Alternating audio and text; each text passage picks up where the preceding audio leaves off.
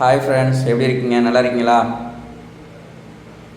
இப்போ என்ன பார்க்க போகிறோம் அப்படின்னு பார்த்தீங்கன்னா, இந்த வாஷிங் மிஷினில் 4C எரர் வருது அப்படின்னு சொல்கிறாங்க. 4Cன்னு டிஸ்பிளேல காமிக்குது, தண்ணியே உள்ளே வரல அப்படின்னு சொல்கிறாங்க. அப்போது நம்ம என்ன ப்ராப்ளம் அப்படின்னு பார்த்தோம்னா, இந்த மிஷினில் நம்ம ஆனாக்கி செக் பண்ணோம்.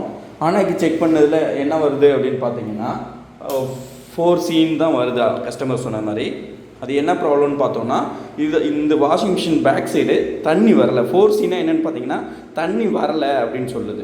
தண்ணி ப்ராப்ளம், வாட்டர் ப்ராப்ளம்னு சொல்லுது. வாட்டர் ப்ராப்ளம்னா 4C அப்படின்னு எரர்னு காமிக்கும். அப்போ நம்ம செக் பண்ணோம், எதனால் 4C எரர் வருது அப்படின்னு சொல்லி செக் பண்ணோம். செக் பண்ணதில் பார்த்தீங்கன்னா, இந்த பின்னாடி பாருங்கள், இதுதான் வாஷிங் மிஷினுடைய இன்லெட் ஹோஸு. இன்லெட் தண்ணி உள்ளே வர்றது பாருங்கள், உங்களுக்கு தெரியும். இந்த இருக்குது பார்த்தீங்களா, இதுதான் தண்ணி. அங்கேருந்து கனெக்ட் ஆகி இந்த பைப்பு அப்படியே போயிட்டு கீழேருந்து வந்தது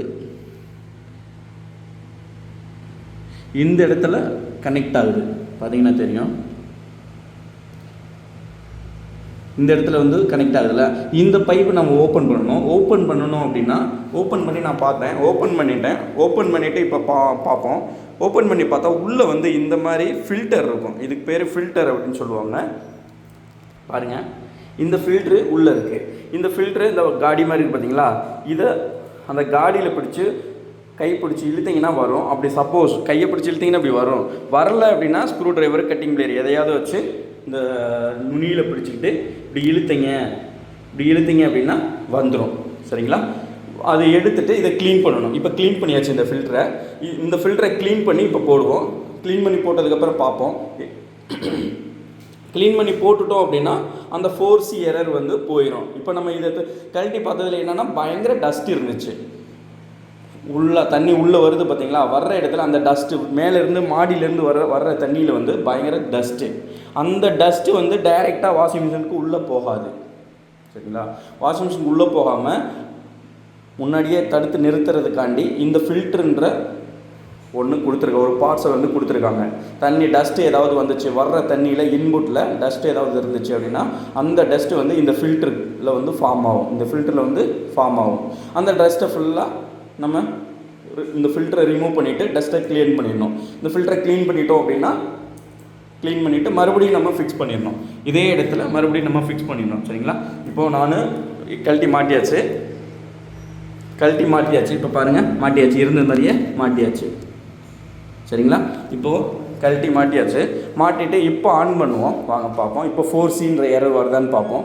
மேக்ஸிமம் 4Cன்னு எரர் வராது. ஏன் 4Cன்னு எரர் அப்படின்னு வந்துச்சுன்னு பார்த்தீங்கன்னா, வர்ற தண்ணியில் அந்த ஃபில்டரில் அதிகமான டஸ்ட்டு ஃபார்ம் ஆகிடுச்சு. டஸ்ட்டு ஃபார்ம் ஆனதுனால என்ன ஆச்சுன்னு பார்த்தீங்கன்னா, இந்த இடத்துல பிளாக் ஆகிடுச்சு.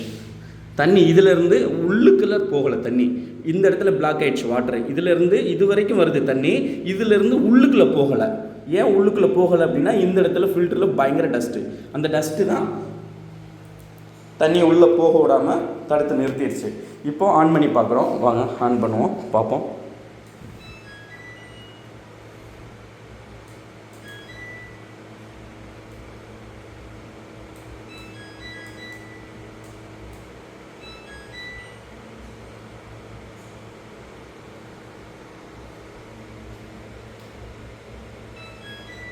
இப்போ நம்ம ஆன் பண்ணிட்டோம்.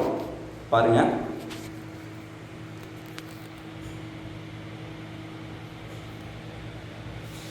இப்போ 4C எரர் வந்துச்சு. நம்ம ஃபில்டரை க்ளீன் பண்ணிட்டோம் பேக் சைடு. இப்போ ஒர்க் ஆக ஆரம்பிக்கும். இப்போ ஸ்டார்ட் பண்ணியிருக்கோம். தண்ணி வருதா வரலையா அப்படின்றது இது திறந்து பார்த்தா நமக்கு தெரிஞ்சிடும். சரிங்களா? பாருங்கள், இப்போ தண்ணி வருது. முன்னாடி தண்ணி வரல உள்ளுக்குள்ளே, இப்போ தண்ணி வர ஆரம்பிச்சிருச்சு. பார்த்தீங்கன்னா உங்களுக்கே தெரியும். பாருங்கள், தண்ணி வருது. இப்போது அந்த 4Cன்ற ப்ராப்ளமும் இங்கே எரரும் வரல. பாருங்கள், 4C இப்போ எரர் வரல. இப்போ ஒர்க் ஆகுது, வேலை செய்யுது. சரிங்களா? அப்போது 4C 4E எல்லாமே ஒரே எரர் தான். 4C வந்தாலும் ஒன்று தான், 4E வந்தாலும் ஒன்று தான்.